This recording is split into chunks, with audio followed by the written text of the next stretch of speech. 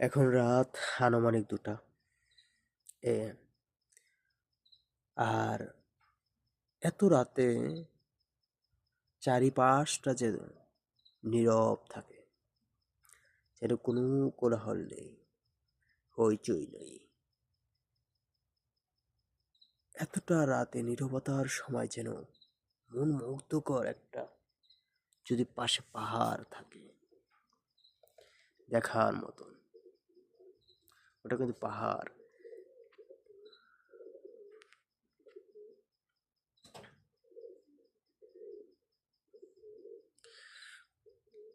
কার না ভালো লাগে বলেন?